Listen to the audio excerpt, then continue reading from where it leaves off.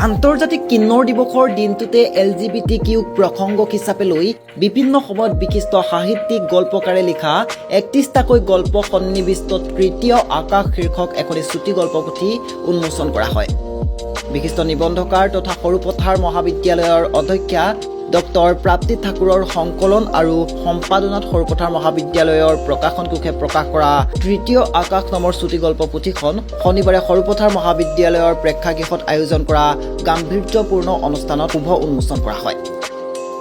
সৰুক্ষেত্ৰীৰ বাপুজী মহাবিদ্যালয়ৰ সহযোগী অধ্যাপক ডক্টৰ মুকল শৰ্মাই উন্মোচন কৰা চুটি গল্প পুথিখনৰ উন্মোচনী সভাত সমল ব্যক্তি হিচাপে উপস্থিত থাকে বিশিষ্ট সমাজকৰ্মী মিলিন দত্ত, নিৰ্দিষ্ট বক্তা যোৰহাটৰ দেৱীচৰণ বৰুৱা ছোৱালী মহাবিদ্যালয়ৰ সহযোগী অধ্যাপক ডক্টৰ ৰঞ্জন ভট্টাচাৰ্য, নাট্যকাৰ সপোনজ্যোতি ঠাকুৰ আৰু ডক্টৰ মনামী পৰাশৰ, সৰুপথাৰ মহাবিদ্যালয়ৰ প্ৰাক্তন অধ্যক্ষ মণিপ্ৰভা বৰা, ধনশিৰি মহকুমা আৰক্ষী বিষয়া ত্ৰিনয়ন ভূঞাকে আদি কৰি বহুকেইজন গণ্যমান্য ব্যক্তি।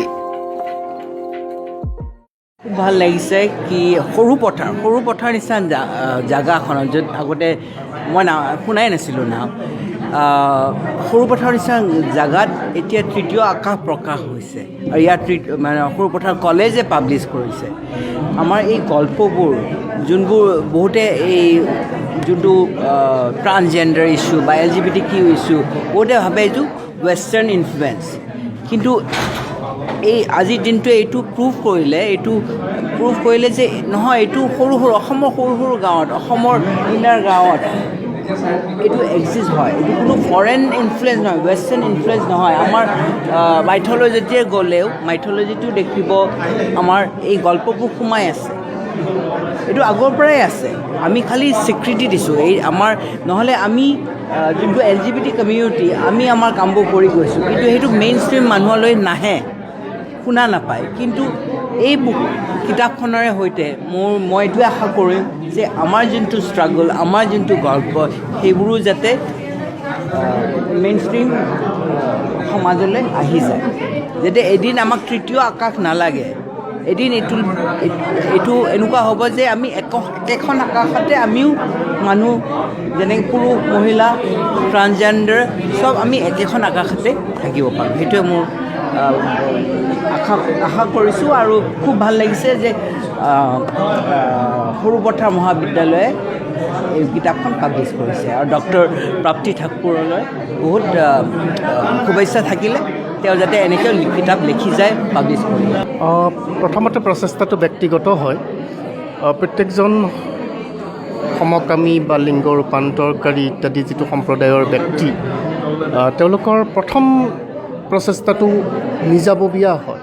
তেওঁ সেই পৰিচয়ৰে ওলাই আহিব এখন ঘৰখনে তেওঁক মানি ল'ব, লাহে লাহে তেওঁ সমাজত ওলাই আহিব, সমাজখনে তেওঁক মানি ল'ব, কৰ্মস্থলীত ওলাই আহিব, মোৰ দৰে কৰ্মস্থলীৰ সহকৰ্মীসকলে মানি ল'ব, আৰু সেই নিজাববীয়া প্ৰচেষ্টাটোৱে এটা সময়ত বহল ৰূপ পাব।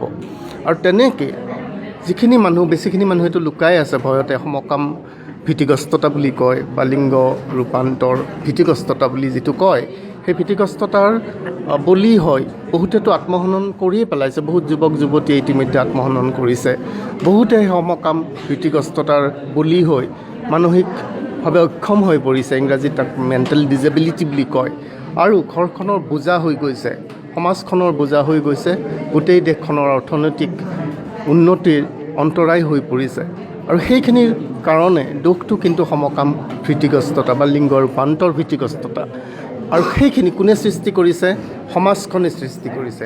কোনে গুচাব লাগিব? সমাজখনে গুচাব লাগিব। আপোনাৰ দৰে মোৰ দৰে মানুহবিলাকেই গুচাব লাগিব। একত্ৰিতভাৱে কিবা কৰিছে নেকি? একত্ৰিতভাৱে আমি আৰম্ভ কৰিছোঁ। ব্যক্তিগত জীৱনততো মই ক'লোৱেই, ওলাই আহিছোঁ, কলেজখনৰ মানুহখিনিক, মোৰ মহাবিদ্যালয়ৰ মানুহখিনিক সজাগ কৰিছোঁ, সমাজখনৰ সৰু সৰু একোটা হেৰিত সজাগ কৰিছোঁ, লিখা মেলা কৰিছোঁ মিডিয়াত। একত্ৰিতভাৱে মই মিলিন দত্তৰ এনাজৰী যিটো আমাৰ NGO, তাৰ লগত জড়িত হৈ আছোঁ।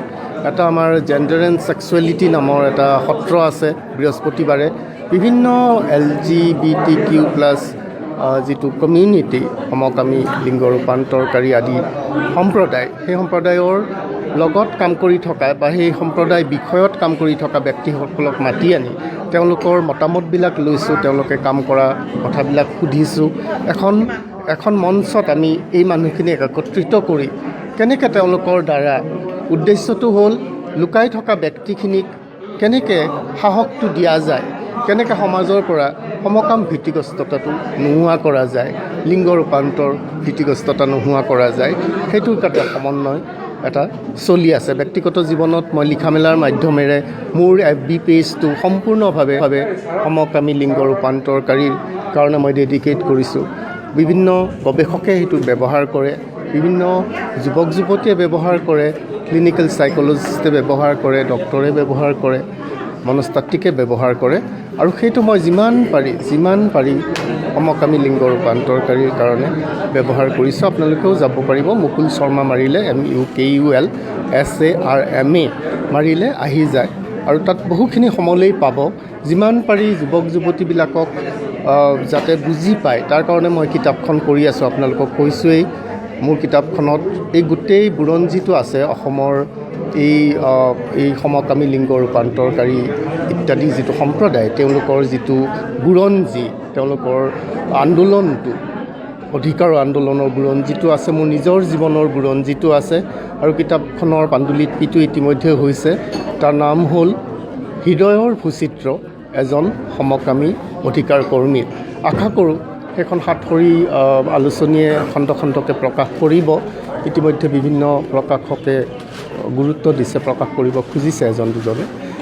আশা কৰোঁ তাৰ মাজেৰে মোৰ এটাই উদ্দেশ্য, যিহেতু অসমীয়াত লিখিছোঁ কিতাপখন, যাতে আমাৰ যুৱক যুৱতীয়ে কিতাপখন পঢ়ে আৰু বুজি পায়, যাৰ দ্বাৰা সমকাম ভীতিগ্ৰস্ততা কমিব লাগে, নোহোৱা হৈ যাব লাগে, যাতে আত্মহনন নহয়, যাতে মানসিক অক্ষমতা নহয়।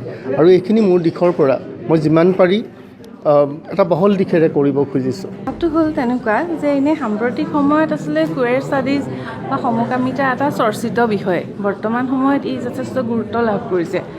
কিন্তু মই যিহেতু চুটিগল্পৰ সৈতে জড়িত, মই যেতিয়া চুটিগল্পখিনি পঢ়ি থাকোঁ তেতিয়া মই দেখিলোঁ যে এই বিষয়টো আমাৰ বহুত আগৰ পৰাই আৰম্ভ হৈছে।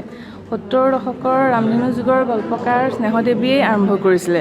তেতিয়া তেওঁ এটা নেতিবাচক দৃষ্টিভংগীৰে আৰম্ভ কৰিছে, সন্দেহ নাই, কিন্তু তথাপিও সেই বিষয়টো যে তেওঁ তেতিয়াই আনিছিলে গল্পৰ মাজলৈ, তেতিয়া সেই বস্তুটো মই মোৰ গৱেষণা কালত মই এইটো পাইছিলোঁ তথ্য। আৰু তাৰপিছত দেখিলোঁ যে ক্ৰমান্বয়ে 80ৰ দশকত গোবিন্দ প্ৰসাদ শৰ্মাই 44 চনত এগৰাকী লেছবিয়ান, সেই গল্পটোৱেতো এক আলোড়নৰ সৃষ্টি কৰিছিল। তাৰপিছত ক্ৰমান্বয়ে আহি মনোজ গোস্বামীয়ে হওক, অপূৰ্ব শৰ্মা, মৌচুমী কন্দলী, বন্তি সেনচোৱা, এওঁলোকে এই ধাৰাটো অব্যাহত ৰাখিলে। আৰু এতিয়া যিসকল একেবাৰে নতুন গল্পকাৰ, সেই অভিজিত বৰাই হওক, পঞ্চানন হাজৰিকাই হওক, বিপাশা বৰা, ৰুণুমী মনস্বিনী মহন্ত, তেওঁলোকেতো খুব সচেতনভাৱে আৰু খুব পঢ়া শুনা কৰি তেওঁলোকে এই বিষয়ে গল্প লিখি আছে। গতিকে মই দেখিলোঁ যে অসমীয়া সাহিত্য কিন্তু এই ক্ষেত্ৰত পিছ পৰি থকা নাই, আৰু উপন্যাসৰ বহুত উপন্যাস আছেই। গতিকে গল্পৰ ক্ষেত্ৰত এই কামটো মই কৰিবলৈ মই মোৰ মন গ'ল, এটা পৰিকল্পনা কৰিলোঁ যে এই ধৰণে গল্পখিনি সংকলনৰ এটা ব্যৱস্থা কৰা হওক। আৰু আমাৰ সোণালী জয়ন্তী বৰ্ষৰ লগত সংগতি ৰাখি বৰপথাৰ মহাবিদ্যালয়ত যেতিয়া প্ৰকাশন কোষ গঠন কৰা হ'ল, তাৰ পৰাই আমি এখন প্ৰথমখন কিতাপ হিচাপে ইয়াক প্ৰকাশ কৰি উলিয়ালোঁ। ইয়াত 31টা গল্প লোৱা হৈছে, কিন্তু অসমীয়া সাহিত্যত মই পাওঁতেই প্ৰায় 50-55টামান গল্প পাইছিলোঁ। তাৰপিছত মই 31টা গল্প ল'লোঁ। এই এমাহমানৰ আগতে এখন অসমীয়া কুৱেৰ চুটিগল্প বুলি এখন গল্প সংকলন উলিয়াইছে।